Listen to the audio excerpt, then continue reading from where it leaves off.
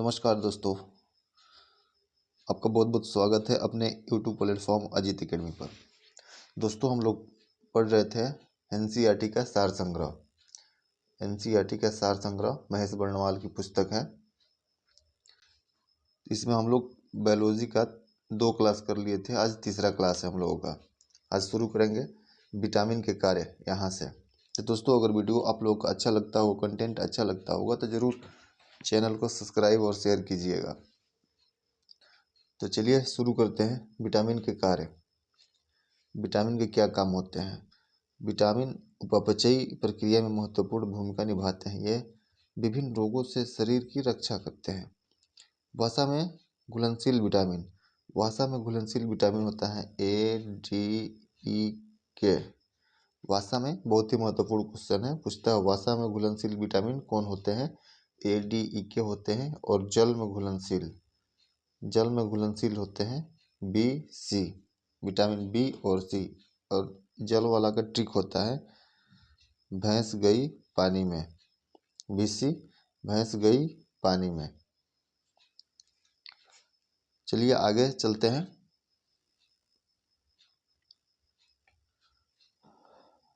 एक साइड है विटामिन का नाम, इसके स्रोत और कार्यकी पर प्रभाव और कमी। विटामिन ए का रासायनिक नाम होता है रेटिनॉल। इसका मुख्य स्रोत है कैरोटीन युक्त फल, यकृत व आंतरिक श्लेष्मा की कोशिकाएं। कार्यकी पर प्रभाव। इसका प्रभाव दृष्टि रंगों का संश्लेषण, एपिथेलियम स्तरों की वृद्धि एवं विकास। इसका कमी के कारण क्या होता है? कॉर्निया और त्वचा की कोशिकाओं का विकास अवरुद्ध हो जाता है। Vitamin D. विटामिन डी का मुख्य स्रोत है मक्खन, यकृत, मछली का तेल, गुर्दा, अंडे, यीस्ट, सूर्य के प्रकाश द्वारा संश्लेषित होता है। इसका रासायनिक नाम कैल्सीफेरॉल होता है। कार्यकी पर प्रभाव। कैल्शियम और फास्फोरस का उपापचय हड्डियों और दांतों में की वृद्धि करता है। इसका प्रभाव होता है, इस पे प्रभाव डालता है। इसमें क्या होता है? सूखा रोग, जिसे ऑस्टियोमलेशिया भी कहा जाता है। वयस्कों में रिकेट्स। सूखा रोग जिसे ऑस्टियोमलेशिया कहा जाता है, वयस्कों में रिकेट्स होता है। वयस्कों में रिकेट्स होता है।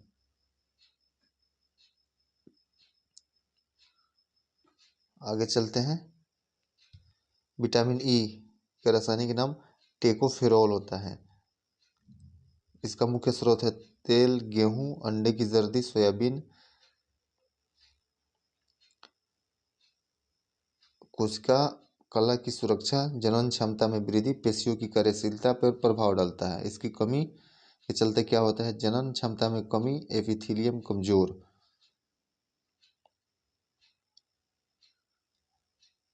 आगे है विटामिन के। एक साइड में दिया भी है ADE। ये वसा में घुलनशील होते हैं विटामिन। आगे विटामिन के, इसका रासायनिक नाम होता है फिलोक्विनोन। हरी पत्तियां। इसका मुख्य स्रोत है अंडा, यकृत, टमाटर, गोभी, सोयाबीन, आंत के बैक्टीरिया। इसका प्रभाव होता है यकृत में प्रोथ्रोम्बिन का संश्लेषण करता है। इसकी कमी के चलते चोट पर रक्त का थक्का न बनना, अधिक स्राव होना। विटामिन के की कमी जिस व्यक्ति के शरीर में होता है, अगर उसका हाथ कट जाए तो ब्लड रुकता नहीं है, विटामिन के कमी के कारण होता है। जल में घुलनशील विटामिन। जल में घुलनशील विटामिन होते हैं BC। जल में घुलनशील विटामिन होते हैं बी और सी।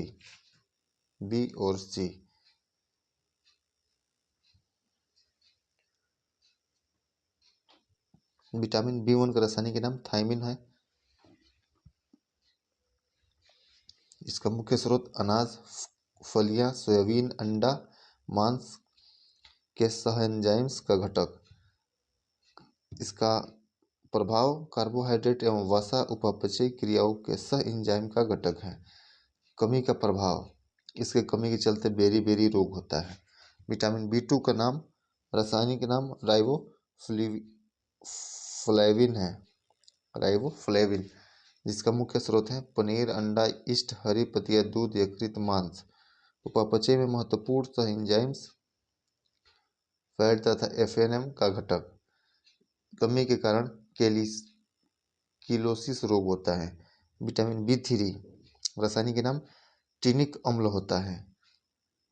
इसका मुख्य स्रोत यीस्ट, मांस, यकृत, मछली, अंडा, दूध, मटर, मेवा, फलियां। इसका प्रभाव उपापचय में महत्वपूर्ण सह एंजाइम्स नेड तथा एनएडीपी का घटक है। इसकी कमी से पेलाग्रा रोग होता है। विटामिन बी फाइव रासायनिक नाम पेंटोथेनिक अम्ल है। इसका मुख्य स्रोत है अंडा, यकृत, मांस, दूध, टमाटर, मूंगफली, गन्ना। इसके चलते कैटाबोलिज्म में महत्वपूर्ण सह एंजाइम्स ए का घटक है। इसके कमी से चर्म रोग, वृद्धि कम, बाल सफेद, जनन क्षमता कम।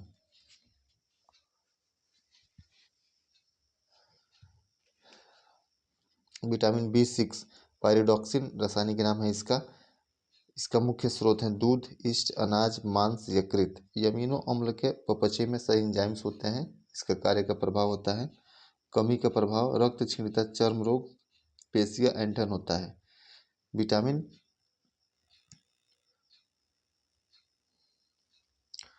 विटामिन बी7 विटामिन बी7 में होता है।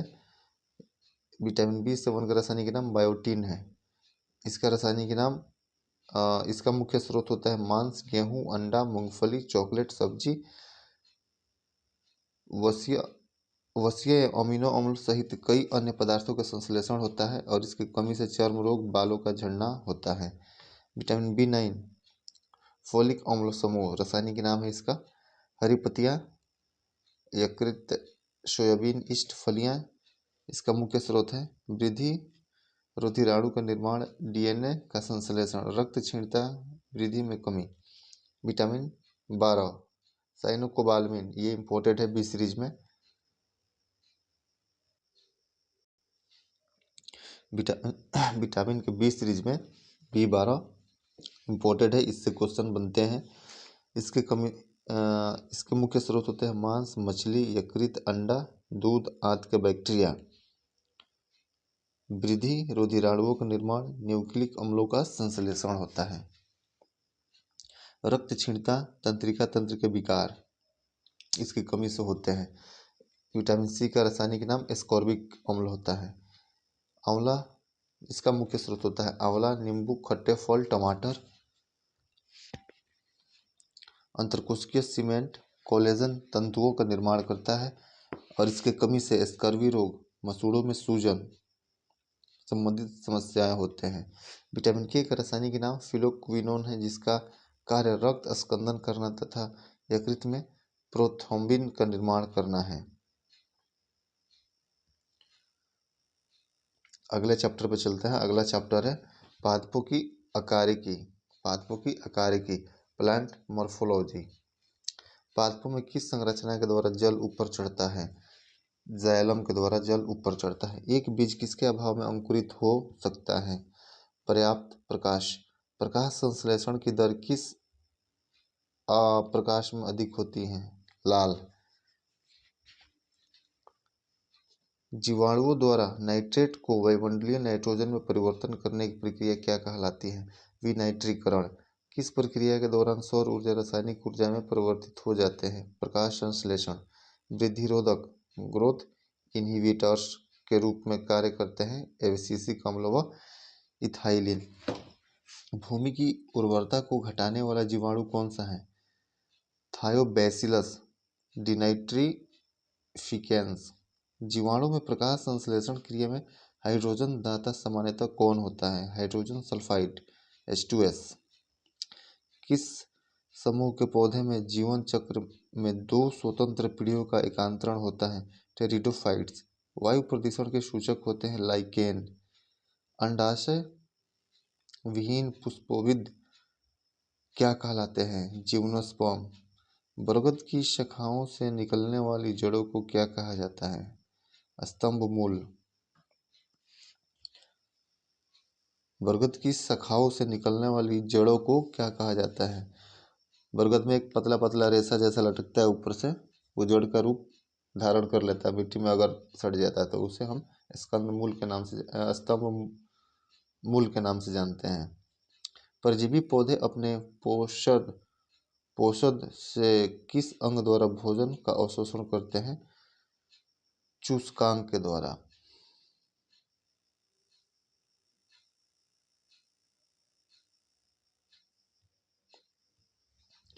पुष्पित पौधों के बीज किसके बने होते हैं? भ्रूण, खाद्य संग्रहण तथा आवरण। प्रकाश संश्लेषण पादप की किस कोशिका का होता है? क्लोरोप्लास्ट में। यदि हम केंचुए अथवा जोंक पर नमक छिड़कते हैं तो वह क्यों मर जाते हैं? परासरण प्रघात के कारण। कौन सी फसल मिट्टी को अतिरिक्त नाइट्रोजन प्रदान करती है? मटर। कौन सा तत्व पौधे के विकास में आवश्यक नहीं है? सोडियम। वर्मी कंपोस्ट क्या है? कार्बनिक जैव उर्वरक। किस पौधे को औषधीय भारतीय चिकित्सक कहा जाता है? आंवला को। किस प्रकार के पौधों की जड़ों में द्वितीयक वृद्धि पाई जाती है? द्विबीजपत्री पौधों में। नागफनी में पत्तियां किस में रूपांतरित होती हैं? कांटों में। गेहूं, धान एवं जौ में कैसी जड़ें पाई जाती हैं? तंतुमय जड़ें। गेहूं, धान एवं जौ में कैसी जड़ें पाई जाती हैं? तंतुमय जड़ें। रेशेदार जड़ तंत्र किन पौधों में पाया जाता है? प्रायः एक बीजपत्री में। कौन सा मरूदभिद पौधा उत्तर प्रदेश के मैदानी क्षेत्रों में पाया जाता है? एकेसिया। पुष्प का सहायक अंग किसे कहा जाता है? बाह्य दलपुंज एवं दलपुंज को।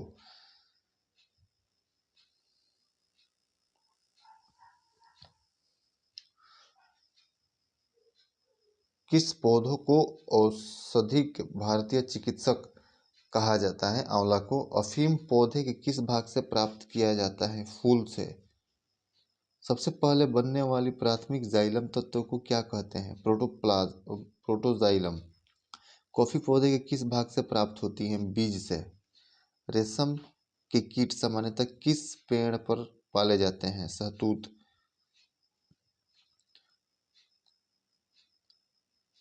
एक साइड है पादप, एक साइड प्रयोग योग्य भाग। लहसुन, प्याज, सल्ककंद, लहसुन प्याज का प्रयोग किया जाता है। हल्दी और अदरक का प्रकंद भाग प्रयोग किया जाता है। अरबी, जिमीकंद, अरबी होता है तीसी को बोलते हैं। जमीकंद, घनकंद, इसका भाग प्रयोग किया जाता है। आलू, आलू का कंद, स्तंभकंद भाग प्रयोग में लाया जाता है। हार्मोन्स विकर से भिन्न है क्योंकि हार्मोन्स उपापचयी क्रियाओं में पूर्णतः प्रयुक्त होते हैं। जीवाणु में प्रकाश संश्लेषण उच्च पादपों से भिन्न होता है क्योंकि इसमें O2 का निष्कासन नहीं होता है। O2 मतलब ऑक्सीजन। प्याज किसका परिवर्धित रूप है? तने का। प्याज तने का परिवर्धित रूप है। प्रकाश संश्लेषण की प्रक्रिया केवल दृश्य प्रकाश में होती है। वीडियो देखने के लिए बहुत बहुत धन्यवाद दोस्तों। फिर मिलते हैं नए वीडियो में। तब तक नमस्कार, प्रणाम, अपना ख्याल रखिए।